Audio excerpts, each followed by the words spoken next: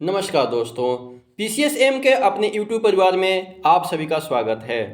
अभी हम लोग एनसीईआरटी के 7th क्लास के साइंस का अध्ययन कर रहे हैं, जिसमें आज हम लोग अध्याय 5 का अध्ययन करेंगे। आज का टॉपिक होगा हमारा अम्ल, क्षार और लवण। अम्ल, क्षार और लवण के बारे में आज हम लोग अध्ययन करेंगे तथा परीक्षाओं के दृष्टिकोण से जो भी महत्वपूर्ण होंगे उनको हम लोग समझने का प्रयास भी करेंगे। इससे पहले अगर वीडियो आप लोग चैनल पर नए हैं तो चैनल को सब्सक्राइब करके बेल आइकन को प्रेस कर लीजिए, ताकि जब भी क्लास हो तो उसका नोटिफिकेशन आपको प्राप्त होता रहे। और साथ ही वीडियो को शेयर भी कर दीजिए, ताकि पढ़ने वाले बच्चों को आसानी हो, सहायता हो परीक्षाओं में। इससे प्रश्न पूछे जाते हैं, एनसीईआरटी से प्रश्न हमेशा पूछे जाते हैं। तो चलिए आज की कक्षा को हम लोग प्रारंभ करते हैं। क्या कह रहा है कि अपने दैनिक जीवन में हम नींबू, इमली, नमक, शक्कर यानी कि चीनी और सिरके जैसे अनेक पदार्थों का उपयोग करते हैं। हम अपने दैनिक जीवन में नींबू, इमली, नमक, शक्कर और सिरके जैसे अनेक पदार्थों का क्या करते हैं, उसका उपयोग करते हैं, हम अपने जीवन में यूटिलाइज करते हैं। क्या इन सब का स्वाद एक समान होता है? क्या हम जितने भी सारे हैं, ये जितने वस्तुएं हैं, इन सभी को हम लोग क्या एक ही प्रकार के स्वाद का अनुभव करते हैं? बिल्कुल नहीं। तो आइए अब हम सारणी 5.1 में सूचीबद्ध किए गए कुछ खाद्य पदार्थों के स्वाद पर ध्यान देते हैं। उस पर ध्यान देते हैं। यदि आपने इनमें से किसी भी पदार्थ का स्वाद नहीं चखा है तो उसे चखिए और परिणामों को सारणी 5.1 में लिखने का प्रयास कीजिए। अब यहाँ पे देखिए कि यहाँ पे पदार्थ दिया हुआ है और यहाँ पे स्वाद खट्टा, कड़वा या कोई अन्य भी स्वाद हो सकते हैं। यहाँ पे नींबू का रस दिया हुआ है। नींबू के रस का स्वाद कैसा होता है, संतरे के रस का स्वाद कैसा होता है, सिरके का स्वाद कैसा होता है, दही का स्वाद कैसा होता है, इमली का स्वाद कैसा होता है। इनमें से कुछ ना कुछ वस्तुओं को आप लोगों ने तो चखा ही होगा। तो इन सभी का स्वाद इसमें से लिखना है। शक्कर है, नमक है, आंवला, खाने का सोडा है, अंगूर, कच्चा आम, खीरा, ये सभी आप लोगों तो कभी ना कभी अवश्य ही सभी को टेस्ट किए होइएगा। तो इस सभी का स्वाद आपको पता करना है, ठीक है। यहाँ पे चेतावनी क्या दिया हुआ है कि किसी भी वस्तु को तब तक मत चखिए, किसी भी वस्तु को तब तक मत चखिए जब तक कि ऐसा करने के लिए आपसे कहा नहीं जाए। अब ऐसा ना हो कि किसी पॉइजन को ही आप चख लीजिए, फिर आप क्या हो जाइएगा, आपकी मृत्यु हो सकती है। तो ऐसे पदार्थों को नहीं चखिए जिस पदार्थ को आपको चखने के लिए नहीं कहा जाए। अगला पॉइंट है कि किसी भी वस्तु को तब तक स्पर्श ना करे, उसको छुए भी नहीं जब तक कि ऐसा करने के लिए आपसे कहा नहीं जाए। जब तक नहीं आपसे कहा जाएगा तब तक आप किसी भी वस्तु को ना तो छुए ना तो उसको चखने का प्रयास करें। आगे क्या कह रहा है कि क्या आप देखेंगे कि इनमें से कुछ पदार्थों का स्वाद खट्टा है, कुछ का कड़वा स्वाद है, तो कुछ का मीठा है और कुछ का क्या है, नमकीन है। अलग अलग पदार्थों का अलग अलग स्वाद होता है। आप अलग अलग स्वाद आपको देखने को मिलेगा। अब आइए आगे देखते हैं। अब आइए आगे हम लोग देखते हैं कि अम्ल, क्षार और लवण के बारे में। अम्ल, क्षार और लवण क्या क्या होते हैं, कौन अम्लीय होते हैं, किसका पीएच मान कितना होता है, इन सभी के बारे में हम अध्ययन करेंगे। दही, नींबू का रस, संतरे का रस और सिरके का स्वाद खट्टा होता है। दही, नींबू का रस, संतरे का रस और सिरके का स्वाद कैसा होता है, खट्टा होता है। ये आपको याद रखना है। इन पदार्थों का स्वाद खट्टा इसलिए होता है क्योंकि इसमें अम्ल जो होते हैं एसिड मात्रा में होते हैं। अम्ल क्या होते हैं, एसिड होते हैं। ऐसे पदार्थों की रासायनिक प्रकृति अम्लीय होती है, ठीक है। ऐसे पदार्थों की रासायनिक प्रकृति कैसी होती है, अम्लीय प्रकार की होती है, ठीक है। उसके बाद में आगे क्या है कि एसिड शब्द एसिड शब्द की उत्पत्ति जो है, इसकी उत्पत्ति लैटिन शब्द एसियर से हुआ है। एसिड शब्द की उत्पत्ति लैटिन शब्द एसियर से हुई है, जिसका अर्थ होता है खट्टा। जिसका अर्थ क्या होता है, खट्टा होता है। इन पदार्थों में पाए जाने वाले अम्ल प्राकृतिक अम्ल होते हैं। इन पदार्थों में पाए जाने वाले अम्ल कैसे होते हैं, वो प्राकृतिक रूप से अम्लीय होते हैं। खाने का सोडा यानी कि बेकिंग सोडा कैसा होता है, खाने का सोडा यानी कि बेकिंग सोडा कैसा होता है, क्या इसका स्वाद भी खट्टा होता है? यदि नहीं तो इसका स्वाद कैसा होता है, बेकिंग पाउडर का स्वाद कैसा होता है? क्योंकि इसका स्वाद खट्टा नहीं है, जिसका मतलब है कि इसमें कोई अम्ल नहीं है। अगर खट्टा है तो अम्ल है, अम्लीय है, या खट्टा नहीं है तो अम्ल नहीं है, वो अम्लीय पदार्थ नहीं है। इसका स्वाद कड़वा होता है, ठीक है। बेकिंग पाउडर का स्वाद कैसा होता है, कड़वा होता है। यदि आप इसके विलयन को अपनी अंगुलियों के बीच रगड़ेंगे तो यह साबुन जैसा चिकना लगता है, ठीक है। सामान्यतः सामान्यतः ऐसे पदार्थ जिनका स्वाद कड़वा होता है और जो स्पर्श करने पर साबुन जैसे लगते हैं वो क्षारीय कहलाते हैं। ऐसे पदार्थ जिनका स्वाद कड़वा होता है और जो स्पर्श करने पे छूने पे साबुन जैसे लगते हैं उनको क्षारीय कहलाते हैं, वो क्षारीय पदार्थ होते हैं।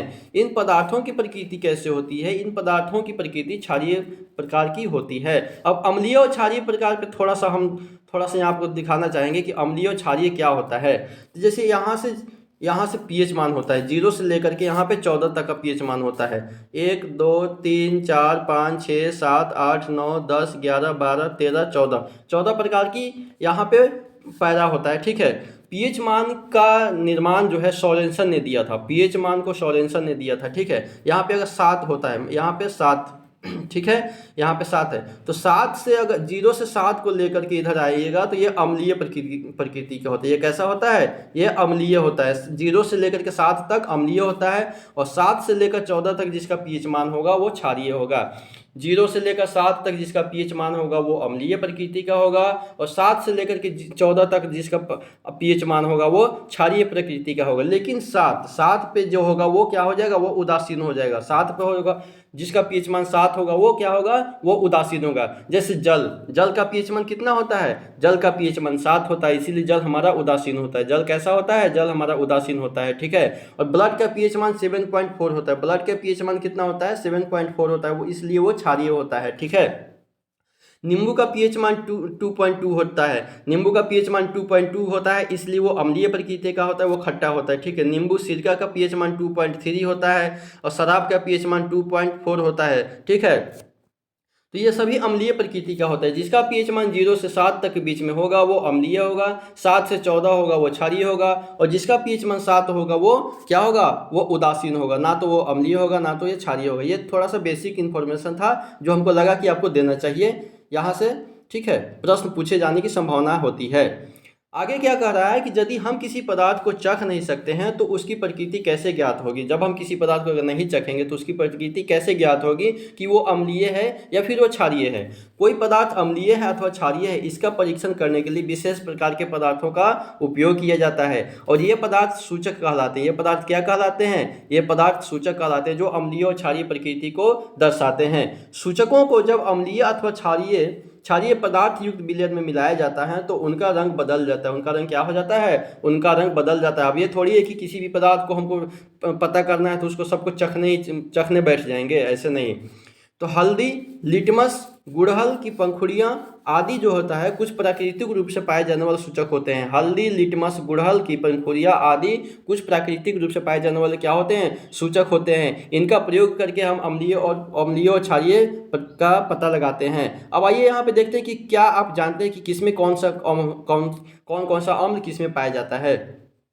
तो एसिटिक अम्ल जो होता है, एसिटिक अम्ल सिरका में पाया जाता है। ये VVI है, VVI। ये आपको याद रखना है, ये वेरी इंपॉर्टेंट है, परीक्षाओं में पूछा जाता है। एसिटिक अम्ल सिरका में होता है। एसिटिक अम्ल सिरका में होता है। फॉर्मिक अम्ल चींटी के डंक में होता है। जब चींटी काट लेता है तो उसमें फॉर्मिक अम्ल होता है। ठीक है, सिट्रिक अम्ल किस में होता है? जितने भी खट्टे चीज़ होते हैं उसमें सिट्रिक अम्ल होता है। जैसे नींबू के रस होते हैं, नींबू कुल के सिट्रिक फल जैसे संतरा, नींबू आदि जितने भी खट्टे फल होते हैं उसमें सिट्रिक अम्ल पाया जाता है। लैक्टिक अम्ल किस में होता है? दही में लैक्टिक अम्ल पाया जाता है। ठीक है, ऑक्जेलिक अम्ल पालक में पाया जाता है। पालक भी खट्टे होता है, ऑक्जेलिक अम्ल पालक में पाया जाता है। ठीक है, एस्कॉर्बिक अम्ल विटामिन सी का रासायनिक नाम एस्कॉर्बिक अम्ल है। ठीक है, एस्कॉर्बिक एसिड जो है विटामिन सी का रासायनिक नाम है और एस्कॉर्बिक अम्ल जो होता है आंवला में, सिट्रस फल में एस्कॉर्बिक अम्ल पाया जाता है। उसके बाद में टार्टेरिक अम्ल जो होता है, टार्टेरिक अम्ल किस में पाया जाता है? तो इमली में, अंगूर में, कच्चे आम इत्यादि में क्या होता है? टार्टेरिक अम्ल पाया जाता है। ठीक है, ऊपर बताए गए सभी अम्ल प्रकृति में पाए जाने वाले होते हैं। अब क्षारक किस में पाया जाता है? ठीक है, क्षारक का नाम किस में पाया जाता है? तो कैल्शियम हाइड्रोक्साइड चूने का पानी में पाया जाता है। कैल्शियम हाइड्रोक्साइड जो क्षारक होते हैं वो चूने का पानी में पाया जाता है। ठीक है, चूने के पानी में कैल्शियम हाइड्रोक्साइड। अमोनियम हाइड्रोक्साइड ये खिड़की के कांच साफ करने के लिए उपयुक्त मार्जक जो होते हैं, साफ करने वाले जो उपयुक्त मार्जक होते हैं, जो पदार्थ होते हैं उसमें अमोनियम हाइड्रोक्साइड पाया जाता है। ठीक है, साबुन में क्या पाया जाता है? सोडियम हाइड्रोक्साइड और पोटेशियम हाइड्रोक्साइड। सोडियम हाइड्रोक्साइड और पोटेशियम हाइड्रोक्साइड किस में पाया जाता है? साबुन में पाया जाता है। ठीक है, मैग्नीशियम हाइड्रोक्साइड किस में पाया जाता है? मैग्नीशियम हाइड्रोक्साइड जो होता है दूधिया मैग्नीशियम यानी कि मिल्क ऑफ मैग्नीशिया, MgOH2 जो होता है उसमें मिल्क ऑफ मैग्नीशिया बोला जाता है। MgOH2 का उसको में मैग्नीशियम मैग्नीशियम हाइड्रोक्साइड पाया जाता है। ठीक है, तो ये आपको याद रखना है, ये याद रखना ही रखना है, काफ़ी इंपॉर्टेंट है, परीक्षाओं में अक्सर पूछा जाता है। चलिए आगे देखते हैं कि हमारे आसपास के प्राकृतिक सूचक कौन कौन से होते हैं। हमारे आसपास में जो होते हैं कौन कौन से प्राकृतिक सूचक होते हैं। लिटमस एक प्राकृतिक रंजक है। लिटमस क्या है? लिटमस क्या है? लिटमस लाइकेन से प्राप्त होता है, जो एक प्राकृतिक रंजक है। एक प्राकृतिक रंजक कौन सा है? लिटमस है ये। ठीक है, सबसे सामान्य रूप से उपयोग किए जाने वाला प्राकृतिक सूचक लिटमस ही होता है, जो लाइकेन यानी कि सैक, लाइकेन एंड सैक से निष्कर्षित किया जाता है। ठीक है, लिटमस किससे प्राप्त होता है? लिटमस लाइकेन से, लिटमस लाइकेन से, लिटमस लाइकेन से प्राप्त होता है। याद रखना, बार बार रिपीट इसलिए कर रहा हूँ कि ये परीक्षा में पूछा जाता है, VVIA। चित्र हम लोग 5.1a में देखेंगे कि आसुत जल में इसका रंग माव यानी कि नील सोन होता है। ठीक है, आसुत जल में इसका रंग जो होता है माव रंग का होता है, यानी कि नील सोन होता है। जब इसे अम्लीय विलयन में मिलाया जाता है तो यह लाल हो जाता है। अम्लीय विलयन में मिलाया जाता है तो लाल हो जाता है। ठीक है, अम्लीय विलयन में मिलाया जाता है तो क्या हो जाता है? लाल हो जाता है। जब क्षारीय विलयन में मिलाया जाता है तो यह नीला हो जाता है। क्षारीय विलयन में मिलाया जाता है तो यह नीला हो जाता है। ठीक है, अम्ल जो है, अम्ल नीले लिटमस को लाल में बदल देता है। अम्ल जो है नीले लिटमस को लाल में बदल देता है। क्षार जो है, क्षार क्या होता है? लाल लिटमस को नीला में बदल देता है। क्षार जो है लाल लिटमस को नीला में बदल देता है, और अम्ल जो है नीले लिटमस को लाल रंग में बदल देता है। ये आपको याद रखना है। ठीक है, यह विलयन के रूप में अथवा कागज की पट्टियों के रूप में उपलब्ध होता है, जिन्हें लिटमस पत्र कहते हैं। सामान्यतः यह लाल और नीले लिटमस पत्र के रूप में उपलब्ध होते हैं। चित्र संख्या 5.1b यहाँ पे भी दिखाया हुआ है। ठीक है, यहाँ पे ए में दिखाया था, यहाँ पे बी दिखे। लाइकेन और लाल और लिटमस पत्र। ठीक है, लाइकेन ए में दिया हुआ है, लाइकेन ए में ये लाइकेन है, ये हमारा लाइकेन है। ठीक है, और उसके बाद में बी दिया हुआ लाल और नीला लिटमस पत्र दिखाया गया है। ठीक है, अम्ल जो है नीले लिटमस को लाल में बदल देता है, क्षार जो है लाल लिटमस को नीला में बदल देता है। ये आपको याद रखना है। ठीक है, अब आइए हम लोग आगे क्रियाकलाप 5.1 में देख लेते हैं कि किसी प्लास्टिक के किसी प्याले, कटोरे या परख नली में नींबू का रस लेकर के उसमें थोड़ा सा पानी मिलाइए। उसके बाद में ड्रॉपर की सहायता से उपयुक्त विलयन की एक बूंद को लाल लिटमस पत्र पर डालिए, जैसा कि चित्र संख्या 5.2 में यहाँ पे दिखाया हुआ है। ठीक है, यहाँ पे लिटमस परीक्षण करते हुए बच्चों के द्वारा दिखाया गया है। क्या इसका रंग में कोई परिवर्तन होता है? आगे देखते हैं कि इसी परीक्षण को नीले लिटमस पत्र के साथ में क्या किया जाता है? दोहराइए। अब नोट कीजिए कि क्या रंग में कोई परिवर्तन हो रहा है। इसी क्रियाकलाप को निम्नलिखित पदार्थों के साथ क्या कीजिए? दोहराइए। नलके का पानी अपमार्जक यानी कि डिटर्जेंट जो होता है उसका घोल, वातीय पेय पदार्थ, साबुन का विलयन, शैम्पू, सामान्य नमक का विलयन, शक्कर का विलयन, सिरका, बेकिंग सोडे का विलयन, दूधिया मैग्नीशियम, धोवन सोडा का विलयन तथा चूने का पानी। यदि संभव हो तो विलयन आसुत जल में मिलाइए। सभी को क्या कीजिए? आसुत जल में मिलाने के लिए कह रहा है। ठीक है, यहाँ पे देखिए कि चूने का पानी जो होता है, क्या कह रहा है कि चूने का पानी बनाने के लिए किसी बोतल में चूने की कुछ मात्रा में घोलिए और विलयन को भली भांति हिला करके कुछ देर तक रहने दीजिए। अब बोतल के ऊपर भाग के कुछ द्रव को किसी बर्तन में निथार लीजिए। अब यह द्रव क्या हो जाएगा? चूने का पानी हो जाएगा। कहने का मतलब है कि पानी में चूना घोल दीजिए, वो चूने का पानी बन जाएगा। बस बात खत्म। अब यहाँ पे परीक्षण दिया हुआ है, विलयन, लाल लिटमस पत्र का प्रभाव, ये सभी को लिखना था। ठीक है, अब आइए आगे देखते हैं कि क्या आपकी सूची में कुछ ऐसे विलयन है जिनका लिटमस पत्र पर कोई प्रभाव नहीं होता है। इन पदार्थों के नाम लिखिए। ऐसे विलयन जो लाल अथवा नीले लिटमस पत्र के रंग में परिवर्तित नहीं करते हैं, उदासीन विलयन कहलाते हैं। ऐसे विलयन जो लाल अथवा नीले लिटमस पत्र के रंग में परिवर्तन नहीं करते हैं, उसको उदासीन विलयन कहलाते हैं। ठीक है, जो नीले लिटमस को लाल में बदल देता है वो अम्लीय होता है, अम्ल होता है। अम्ल जो है नीले लिटमस को लाल रंग में बदल देता है, और क्षार जो होता है लाल रंग को नीले में बदल देता है। छोलनी याद रखिएगा। ठीक है, लोग तरह तरह से याद रखते हैं, आपको जैसे याद रखना है याद रख सकती है। ठीक है, और ऐसे विलयन जो लाल अथवा नीले लिटमस पत्र के रंग को परिवर्तित नहीं करेंगे वो उदासीन विलयन कहलाते हैं। ऐसे पदार्थ ना तो अम्लीय होते हैं ना ही क्षारीय प्रकृति के होते हैं। अब आइए आगे देखते हैं कि हल्दी एक अन्य प्राकृतिक सूचक है। हल्दी भी जो है एक अन्य प्राकृतिक सूचक है, हमारे प्राकृतिक में उपलब्ध है। एक चम्मच हल्दी पाउडर लीजिए और इसमें थोड़ा सा जल मिलाकर के इसका पेस्ट बना दीजिए। स्याही सोखता यानी कि ब्लॉटिंग पेपर कप या फिल्टर पत्र पर हल्दी का पेस्ट लगा करके हल्दी पत्र बनाइए और उसे सुखा लीजिए। हल्दी पत्र की पतली पतली पट्टियाँ काट लीजिए। हल्दी पत्र की क्या कीजिए? पतली पट्टियाँ जो है काट लीजिए। हल्दी पत्र की पट्टी पर एक बूंद साबुन का विलयन डालिए। ठीक है, साबुन का विलयन डालिए। अब आप क्या देखते हैं कि इसी प्रकार सारणी 5.3 में दिए गए विलयनों का परीक्षण भी कीजिए और अपने परीक्षणों को सारणी 5.3 में नोट कीजिए। आप अन्य पदार्थों के विलयनों से भी परीक्षण कर सकते हैं। यहाँ पे दिया हुए 5.3 सारणी, इसमें परीक्षण का विलयन, नींबू का रस, उसमें हल्दी के विलयन पर प्रभाव कौन सा पड़ेगा, ये सब क्रियाकलाप करने के लिए दिया हुआ है। यहाँ पे दिया हुआ है कि क्या आप अपनी माता जी के जन्मदिन पर उनके लिए विशेष बधाई पत्र बना सकते हैं। सादे सादे कप सफ़ेद कागज़ की शीट पर हल्दी का पेस्ट लगाइए और उसे सुखा लीजिए। रुई के फाहे की सहायता से इस पर चूने के पानी से एक खूबसूरत फूल बनाइए। आपको एक सुंदर बधाई पात्र भी मिल जाएगा। यहाँ पे देखिए, जैसा कि हल्दी का पेस्ट से चूने का पानी के द्वारा यहाँ पे यूज करके फूल बनाया जा रहा है। ठीक है, आगे देखते हैं हम लोग सूचक के रूप में गुड़हल के फूल, गुड़हल के पुष्प के बारे में हम लोग सूचक के रूप में इसका भी प्रयोग करते हैं। ठीक है, इसको भी देखते हैं। गुड़हल के पुष्प की कुछ पंखुड़ियां एकत्र कीजिए और उन्हें किसी बीकर में रख दीजिए। इसमें थोड़ा गर्म जल मिलाइए और मिश्रण को कुछ समय तक रखिए, जब तक कि जल जो रंगीन ना हो जाए तब तक उसको मिलाइए। अब क्या करें कि रंगीन जल को सूचक के रूप में उपयोग कीजिए और इस सूचक की 5-5 बूंदें सारणी 5.4 में दिए गए प्रत्येक विलयन में मिलाइए। यहाँ पे परीक्षण के लिए दिया हुआ है। ठीक है, सूचक का अम्लीय, क्षारीय और उदासीन विलयनों पर क्या प्रभाव पड़ता है, इसको आपको देखना है। गुड़हल के पुष्प का सूचक अम्लीय विलयनों को गहरा गुलाबी यानी कि मैजेंटा और क्षारीय विलयनों को हरा रंग देता है। ठीक है, क्या कह रहा है, गुड़हल के पुष्प का सूचक जो है अम्लीय विलयन को गहरा गुलाबी यानी मैजेंटा रंग देता है और क्षारीय विलयन को हरा रंग देता है। गुड़हल के पुष्प जो है अम्लीय विलयन को गुलाबी या गहरा गुलाबी या मैजेंटा रंग देगा और क्षारीय विलयन को हरा रंग देगा। क्षारीय विलयन को कैसा रंग देगा, हरा रंग देगा। कौन, गुड़हल के पुष्प देगा। ठीक है, क्षारीय विलयन को हरा देगा, अम्लीय विलयन को गहरा गुलाबी या मैजेंटा रंग देगा। ये आपको याद रखना है, परीक्षा में पूछा जाता है। ठीक है, यहाँ पे अम्ल सूचक और क्षारक कर दिया हुआ है, गुड़हल के पुष्प के द्वारा प्रयोग किया गया है। ठीक है, आप इन प्राकृतिक सूचकों को बना करके उनसे अम्लीय, क्षारीय और उदासीन विलयनों में रंग परिवर्तन देखने का प्रयास कर सकते हैं। अब पहली आपके लिए निम्नलिखित समस्या लेकर के आई है कि कॉफ़ी का रंग है भूरा और स्वाद है कड़वा, अम्ल है या क्षार है।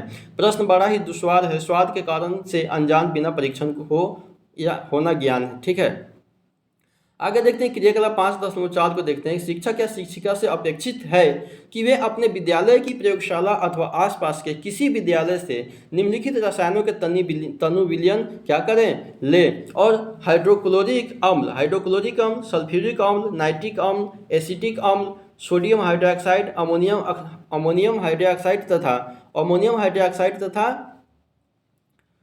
तथा कैल्शियम हाइड्रोक्साइड यानी कि चूने का पानी, इनमें से प्रत्येक विलयन पर तीनों सूचकों के प्रभाव को प्रदर्शित कीजिए और अपने परीक्षणों को सारणी 5.5 में लिखने का प्रयास कीजिए। यहाँ पे हाइड्रोक्लोरिक अम्ल जो होता है HCl जो होता है हमारे पेटों में पाया जाता है। ठीक है, इसमें लिटमस पत्र पर प्रभाव क्या होगा, हल्दी के पत्र पर प्रभाव क्या होगा, ये सब प्रयोगशाला प्रयोग करने के लिए दिया हुआ है। चेतावनी क्या दिया हुआ है कि प्रयोगशाला अम्लों और क्षारकों के रख रखाव तथा उपयोग में अत्यधिक सावधानी बरतनी चाहिए। कोई भी कार्य करने से पहले हमको सावधानी बरतना आवश्यक होता है, क्योंकि ये संक्षारक प्रकृति के होते हैं जो त्वचा में जलन उत्पन्न करते हैं और उसे हानि पहुंचा देते हैं। इसलिए किसी भी कार्य को करने से पहले हमको सावधानी बरतनी चाहिए। आगे देखते हैं कि उदासीनीकरण क्या होता है। इसके बारे में अध्ययन करते हैं कि हमने पढ़ा है कि अम्ल जो होता है नीले लिटमस को लाल रंग में बदल देते हैं। और क्षार जो होता है लाल लिटमस को नीला रंग में बदल देते हैं। VVI है, ये VVI एकदम VVI, इसको आपको याद रखना ही रखना है। आइए अब यह देखें कि जब किसी अम्ल को किसी क्षारक में मिलाया जाता है तब क्या होता है। हम उस सूचक का उपयोग करने जा रहे हैं जिसका आपने अभी तक उपयोग नहीं किया हुआ है। इसे क्या कहते हैं, फिनोल्फ्थेलिन कहते हैं। ठीक है, उसको फिनोल्फ्थेलिन कहते हैं। अब आइए क्रियाकलाप 5.5 को देख लेते हैं। क्या कह रहा है कि यह क्रियाकलाप आप शिक्षक द्वारा कक्षा में निर्देशित किया जाना चाहिए। किसी परख नली के 1/4 भाग को तनु हाइड्रोक्लोरिक अम्ल यानी कि HCl से भर लीजिए और इसका रंग नोट कीजिए। फिनोल्फ्थेलिन विलयन के रंग को भी नोट कीजिए। सूचक के 2-3 बूंद अम्ल में क्या कीजिए, मिलाइए। यहाँ पे क्षार दिया हुआ है, यहाँ पे अम्ल सूचक दिया हुआ है। उदासीनीकरण का प्रक्रम किया जा रहा है। परखनाली को धीरे धीरे हिलाइए। अब क्या आपको अम्ल के रंग में कोई परिवर्तन दिखाई देता है? अम्लीय विलयन में जो क्या कह रहा है कि अम्लीय विलयन में ड्रॉपर से सोडियम हाइड्रोक्साइड की एक बूंद डालिए। परखनाली को धीरे धीरे हिलाइए। क्या विलयन के रंग में कोई परिवर्तन होता है? विलयन को निरंतर हिलाते हुए बूंद बूंद करके सोडियम हाइड्रोक्साइड विलयन डालना तब तक जारी रखिए जब तक कि इसका रंग जो है हल्का गुलाबी रंग का नहीं हो जाए। अब इसमें तनु हाइड्रोक्लोरिक अम्ल की एक बूंद और मिलाइए। क्या आप देखते हैं कि क्या विलयन पुनः रंगहीन हो जाता है? फिर से सोडियम हाइड्रोक्साइड की एक बूंद मिलाइए। क्या रंग में कोई परिवर्तन होता है? विलयन पुनः गुलाबी हो जाता है। क्या कह रहा है कि इससे यह स्पष्ट है कि जब विलयन क्षारीय होता है तो फिनोप्थिलीन जो होता है गुलाबी रंग देता है। जब विलयन क्षारीय होता है, क्षारीय विलयन फिनोप्थिलीन को कैसा रंग देता है? गुलाबी रंग देता है। क्षारीय विलयन फिनोप्थिलीन को गुलाबी रंग देता है। इसके विपरीत जब विलयन अम्लीय होता है तो यह रंगहीन होता है। जब विलयन अम्लीय होता है तब फिनोप्थिलीन जो कैसा रंग देता है? यह रंगहीन देता है। क्षारीय में गुलाबी रंग देता है। इसको याद रखना है, छोटे छोटे टर्म है जो आपकी परीक्षाओं में पूछा जाएगा। जब किसी अम्लीय विलयन में क्षारीय विलयन मिलाया जाता है तो दोनों विलयन एक दूसरे के प्रभाव को उदासीन कर देते हैं। ठीक है। जब किसी अम्ल और क्षारक के विलयन को उचित मात्रा में मिलाया जाता है तो विलयन की प्रकृति ना तो अम्लीय रहती है और ना ही क्षारीय रहती है। दोनों बराबर बराबर में होकर के उदासीन हो जाती है। दूसरे शब्दों में कहें तो अम्ल तथा क्षारक जो होता है दोनों ही प्रकृति लुप्त हो जाती है। ना तो अम्लीय दिखेगा और ना ही क्षारीय दिखेगा। इस प्रकार बना विलयन ना तो अम्लीय होता है ना ही क्षारीय होता है। उदासीनीकरण के तत्काल बाद परखनली को स्पर्श करें। आपने क्या अनुभव किया है? उदासीनीकरण अभिक्रिया में सदैव ऊष्मा निकलती है। उदासीनीकरण अभिक्रिया में सदैव क्या निकलती है? ऊष्मा निकलती है। उदासीनीकरण अभिक्रिया में सदैव ऊष्मा निकलती है, ऑलवेज, हमेशा, अर्थात निर्मुक्त होती है। निर्मुक्त ऊष्मा से अभिक्रिया मिश्रण का ताप क्या हो जाता है? बढ़ जाता है। उदासीनीकरण क्रिया के द्वारा जो ऊष्मा निकलती है उससे अभिक्रिया मिश्रण का ताप क्या हो जाता है? बढ़ जाता है। अभिक्रिया ताप बढ़ जाता है, ऊष्मा निकलती है तो। उदासीनीकरण अभिक्रिया में नया पदार्थ निर्मित होता है जो लवण कहलाता है। उदासीनीकरण अभिक्रिया के पश्चात जो पदार्थ निर्मित होता है वो क्या निर्मित होता है? लवण निर्मित होता है। उदासीनीकरण अभिक्रिया के पश्चात नए निर्मित पदार्थ कौन से होते हैं? लवण होते हैं। लवण जो होते हैं अम्लीय, क्षारीय अथवा उदासीन प्रकृति का हो सकता है। अतः उदासीनीकरण को निम्न रूप में परिभाषित भी किया जा सकता है। किसी अम्ल और किसी क्षारक के बीच होने वाली अभिक्रिया उदासीनीकरण अभिक्रिया कहलाती है। उदासीनीकरण अभिक्रिया क्या कहलाती है? किसी अम्ल और किसी क्षारक के बीच में होने वाली अभिक्रिया को उदासीनीकरण अभिक्रिया कहलाती है। किसी अम्ल और किसी क्षारक के बीच होने वाली अभिक्रिया को उदासीनीकरण अभिक्रिया कहलाती है। इस प्रक्रिया में ऊष्मा के निर्मुक्त होने के साथ साथ लवण और जल निर्मित होते हैं। उदासीनीकरण अभिक्रिया में क्या क्या निर्मुक्त होते हैं? तो ऊष्मा के साथ साथ लवण और जल। उदासीनीकरण अभिक्रिया में ऊष्मा के साथ साथ लवण और जल निर्मित होते हैं। ये परीक्षा में पूछा जाता है, इसलिए मैं बार बार रिपीट करके बता रहा हूँ ताकि आप लोगों को याद हो जाए। आप लोग ध्यान इसको दीजिएगा। ठीक है। आगे क्या कह रहा है कि क्या आप अम्ल वर्षा से परिचित है? क्या आप अम्लीय वर्षा से परिचित हैं? क्या आपने कभी अम्ल वर्षा के क्षतिकारी प्रभावों के बारे में सुना है? जैसा कि नाम से पता चलता है कि जब वर्षा जल में अम्ल की मात्रा अत्यधिक होती है तो वह अम्लीय वर्षा कहलाती है। वर्षा जल में यह अम्ल कहाँ से आता है? अब आप सोचिए, वर्षा जल अम्लीय इसलिए हो जाता है क्योंकि कार्बन डाइऑक्साइड, सल्फर डाइऑक्साइड और नाइट्रोजन डाइऑक्साइड जैसे गैसें जो वायु में प्रदूषकों के रूप में निर्मुक्त होती है। हमारे वायु में प्रदूषक के रूप में कौन कौन सी गैसें हैं? Carbon dioxide, sulphur dioxide, nitrogen dioxide, ये सभी गैसें हैं। वर्षा जल में घुल करके क्रमशः कार्बोनिक अम्ल, कार्बन डाइऑक्साइड जो है कार्बोनिक अम्ल, और उसके बाद में सल्फर डाइऑक्साइड जो है सल्फ्यूरिक अम्ल, और नाइट्रोजन डाइऑक्साइड जो है नाइट्रिक अम्ल में बनाती है। जो अम्ल वर्षा यानी कि उससे भवनों, ऐतिहासिक इमारत, पौधों और जंतुओं को क्या होती है? काफ़ी क्षति पहुंचाती है। ठीक है। अम्लीय वर्षा से काफ़ी क्षति पहुंचाती है। महल के साथ साथ, भवन के साथ साथ ये मानव जीवन के भी खतरा उत्पन्न करते हैं। यहाँ पे क्या दिया हुआ है कि अम्ल प्लस क्षार जो होता है, लवण प्लस जल देते हैं और ऊष्मा निर्मुक्त होते हैं। ये उदासीनीकरण अभिक्रिया का यहाँ पे दिया हुआ है। निम्नलिखित अभिक्रिया इसका उदाहरण है। ठीक है, इसको याद रखना है।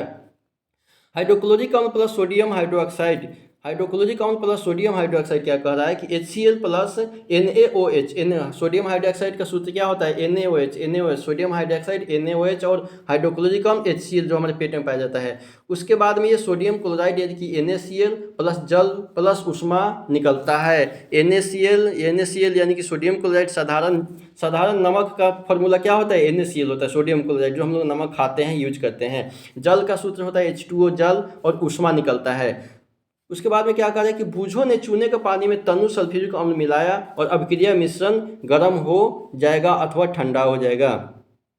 दैनिक जीवन में उदासीनीकरण के उदाहरण कौन कौन से हैं? दैनिक जीवन में हमारे उदासीनीकरण के उदाहरण कौन कौन से आए ये आगे देखते हैं। अपाचन क्या होता है? हमारे अमाशय में हाइड्रोक्लोरिक अम्ल पाया जाता है। हमारे अमाशय में कौन सा अम्ल पाया जाता है? हमारे अमाशय में HCl अम्ल पाया जाता है। HCl यानी कि हाइड्रोक्लोरिक अम्ल पाया जाता है। आप अध्याय 2 में पढ़ चुके हैं कि यह भोजन के पाचन में हमारी काफ़ी सहायता करती है, लेकिन अमाशय में अम्लीय की आवश्यकता से अधिक मात्रा हो जाने से अपच हो जाता है, भोजन नहीं पचता है। कभी कभी अपचन काफ़ी कष्टदायक हो जाती है। अपाचन जो होता है, अपाचन से मुक्ति पाने के लिए हम दूधिया मैग्नीशियम जैसा कोई प्रति अम्ल लेते हैं जिसमें मैग्नीशियम हाइड्रोक्साइड होता है। यह अत्यधिक अम्ल के प्रभाव को उदासीन कर देता है। चींटी का डंक के बारे में देख लेते हैं। क्या कह रहा है कि जब चींटी काटती है तो यह त्वचा में अम्लीय द्रव डाल देती है। डंक के प्रभाव को नमीयुक्त खाने का सोडा यानी कि सोडियम हाइड्रोजन कार्बोनेट अथवा कैलेमाइन विलयन मल करके उदासीन किया जा सकता है, जिसमें जिंक कार्बोनेट होता है। ठीक है, जब चींटी काट लेता है तब उसमें क्या आप सोडा मल सकते हैं। सोडा मतलब सोडियम हाइड्रोजन कार्बोनेट अथवा कैलेमाइन विलयन मल करके उसको उदासीन कर दीजिएगा, जिससे क्या होगा वहाँ पे लहर यानी कि जलन कम हो जाएगी। अब आइए मृदा उपचार के बारे में देख लेते हैं कि मृदा को उपचार कैसे किया जाता है। रासायनिक उर्वरकों का अत्यधिक उपयोग जो होता है मृदा को अम्लीय बना देती है। रासायनिक उर्वरकों का अत्यधिक प्रयोग जो होता है मृदा को कैसी बना देती है? अम्लीय बना देती है। यदि मृदा अत्यधिक अम्लीय अथवा अत्यधिक क्षारीय हो जाए तो पादप यानी पौधों की वृद्धि अच्छी नहीं होती है। ठीक है, जब मृदा अत्यधिक अम्लीय होती है तो उसे बिना बुझा हुआ चूना यानी कि कैल्शियम ऑक्साइड क्या कह रहा है, जब हमारी मिट्टी जो अत्यधिक अम्लीय हो जाए तो उसे बिना बुझा हुआ चूना यानी कि कैल्शियम ऑक्साइड यानी कि CaO इसको कली चूना भी बोलते हैं। CaO कैल्शियम ऑक्साइड बिना बुझा चूना का सूत्र क्या होता है? CaO बिना बुझा चूना का सूत्र क्या होता है? CaO इसको कैल्शियम ऑक्साइड नाम दिया जाता है। अथवा बुझा हुआ चूना यानी कि कैल्शियम हाइड्रोक्साइड, जब उसमें जल डाल देंगे, जब हम बिना बुझा हुआ चूना में जल डाल देंगे तो उसमें क्या हो जाएगा? तो कैल्शियम हाइड्रोक्साइड हो जाएगा। ठीक है, CaOH हो जाएगा, CaOH ट्वाइस हो जाएगा। जैसे क्षारकों से उपचारित किया जा सकता है। जब मिट्टी हमारी अम्लीय क्षारीय हो जाएगी तो कली चूना अथवा उसके मतलब क्या हो जाता है कैल्शियम ऑक्साइड और कैल्शियम हाइड्रोक्साइड के प्रयोग करके हम उसके मिट्टी को मतलब फिर बढ़िया बना सकते हैं। यदि मृदा क्षारीय हो तो इसमें जैव पदार्थ मिलाए जाते हैं। जैव पदार्थ में क्या हो जाएगा? कंपोस्ट खाद हो जाएगा। मृदा में अम्ल निर्मुक्त करते हैं। ठीक है, कंपोस्ट खाद हो जाता है। कोई भी जैसे सड़े गले पदार्थ को हम लोग भूमि में डाल देते हैं, जमीन में डाल देते हैं और कुछ वर्षों के पश्चात जो निकलते हैं उसको कंपोस्ट खाद बोला जाता है। मृदा में अम्ल निर्मुक्त करते हैं जो उसकी क्षारीयता प्रकृति को उदासीन कर देती है। ठीक है, अम्लीय मिट्टी को बढ़िया बनाने के लिए, अम्लीय मिट्टी को फिर से उर्वरक पूर्ण बनाने के लिए क्या मिलाया जाता है? कैल्शियम ऑक्साइड, कली चूना अथवा बुझा हुआ चूना कैल्शियम हाइड्रोक्साइड मिलाया जाता है। लेकिन वही मिट्टी जब अगर क्षारीय हो जाती है तब उसमें क्या मिलाया जाता है? जैव पदार्थ मिलाया जाता है, जैसे खाद वगैरह जैसे बोलते हैं ना, जो किसान लोग डालते हैं कंपोस्ट खाद मृदा में, उसमें डाल करके उसके क्षारीयता प्रकृति को उदासीन कर सकते हैं।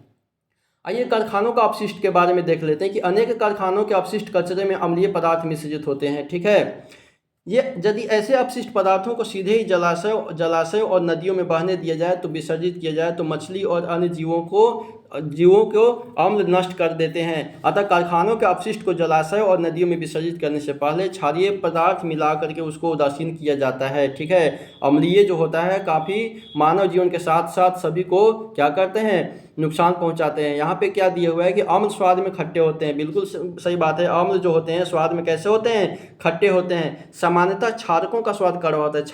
क्षारीय पदार्थ का स्वाद कैसा होता है, कड़वा होता है। अम्लीय पदार्थ का स्वाद कैसा होता है, खट्टा होता है। तथा उनका स्पर्श साबुन जैसा होता है। कड़वा जो होता है, क्षारक जो होता है, उसका स्पर्श कैसा होता है, साबुन जैसा होता है। हम लोगों ने क्या क्या सीखा है कि अम्ल नीले लिटमस को लाल कर देते हैं और क्षार जो होता है लाल लिटमस को नीला कर देता है। वे पदार्थ जो ना तो अम्लीय होते हैं और ना ही क्षारीय होते हैं उदासीन कहलाते हैं। ऐसे पदार्थों के विलयन जो अम्लीय, क्षारीय और उदासीन विलयन में भिन्न भिन्न रंग देते हैं वो सूचक कहलाते हैं। ठीक है।